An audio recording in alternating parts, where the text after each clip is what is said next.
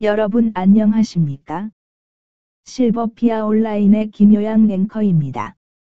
오늘 6월 29일 방송에서는 국민저항 알자지라 방송 송재혁 기자의 기사를 영상으로 만들어 보았습니다.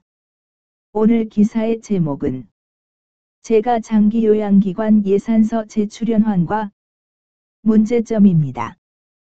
금년도 제가 장기요양기관 예산 제출 대상 기관 8,000여 개 중 약 20% 정도가 아직 미제출 상태라고 합니다. 아직 정확한 집계는 아니지만 대상 기관 8,000여 개의 50% 정도인 4,000여 개 기관이 스스로 예산서를 작성하지 못하여 대외회계 전문기관에 위임하고 있는 것으로 파악되고 있습니다.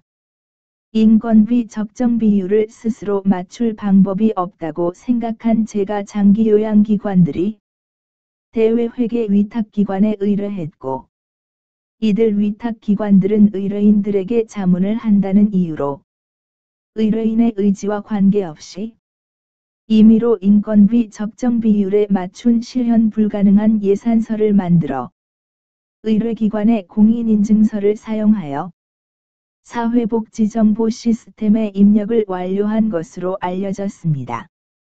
신분을 밝히기를 거부한 소식통에 따르면 일부 노동조합 단체들이 이러한 허위자료 조작 공모 의혹이 있는 기관들과 예산서 작성 위탁 대행기업을 형사법 위반으로 고발 예정인 것으로 전해지고 있어 향후 파장을 예고하고 있습니다.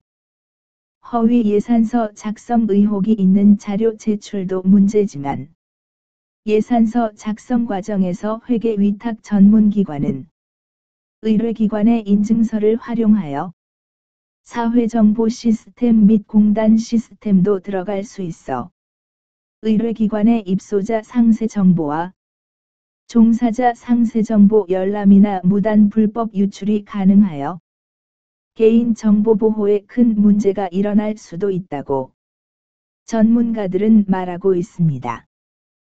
제가 장기요양기관 단체 회원들은 인건비 적정 비율을 맞춘 예산서 작성이 어렵다고 판단하고, 또한 연말로 예정된 인건비 적정 비율 준수를 피하기 위하여 일단 현재의 기관을 폐업하고 나서 시간을 번 후 다시 개원하는 전략을 시도하고 있다는 제보도 들어오고 있습니다. 앞으로 국회에서도 이러한 파행적인 예산서 제출 작태에 대해 대안 없이 서두른 보건복지부의 실책을 국정감사에서 집중 공략할 것으로 보입니다. 제보된 자료에 의하면 예산서 마감 기일 이전에 국민건강보험공단이 문제가 되고 있는 모 노무회계법인 직원을 강사로 초대하여 제가 장기요양기관을 불러 교육을 실시한 것으로 알려져 파문이 일고 있습니다. 100만인 클럽을 통해 진행하는 국민저항권 운동에서 예산서 제출을 거부하는 국민저항권 국민스크럼 네트워크 2,000명 결성은 예산서 미제출 기관이 1,600개 정도에 이름으로써 지난 4월과 5월에 진행된 보건복지부의 무자격 강사 BC를 내세운 제1단계 재무회계규칙 원천 봉쇄의 경우와 같이 이번 제2단계 예산서 제출 거부 운동은 성공한 것으로 판단되고 있습니다. 이 1,600여 개의 미제출 기관에 행정처분을 하는 경우 어떤 일이 벌어질지 보건복지부가 미리 예상을 해야 할 것입니다. 스스로 공권력의 개나 돼지로 취급받지 않으려는 20% 장기요양기관의 몸부림은 앞으로 우리나라 장기요양기관의 발전에 큰 역할을 할 것으로 보입니다. 다음 뉴스입니다.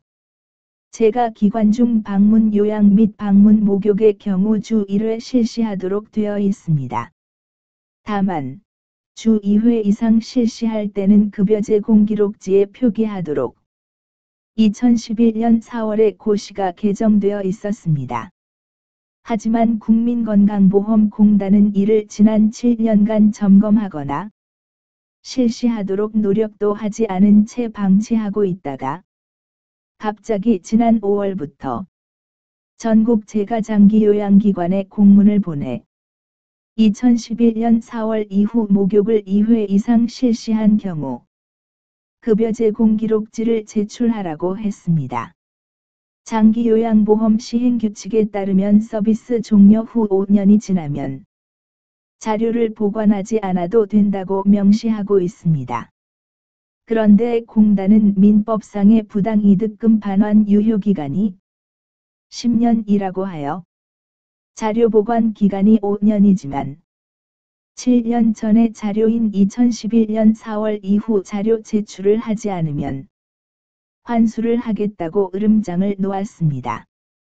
마침 이번 일로 공단 직원이 모 기관장을 구타하는 사고가 발생하여 백만인 클럽이 즉시 공단 이사장과 감사실에 민원을 내고 자문 변호사와의 면담을 통해 민법상의 부당 장기요양 청구 반환 유효기간 10년을 적용하려면 5년 이상 지난 자료의 확인이 있을 때만 가능한 것이라는 해석을 받아내고 이를 백만인 클럽 밴드와 실버피아 온라인 등 여러 채널을 통해 보건복지부와 공단에 전달한 바 있습니다.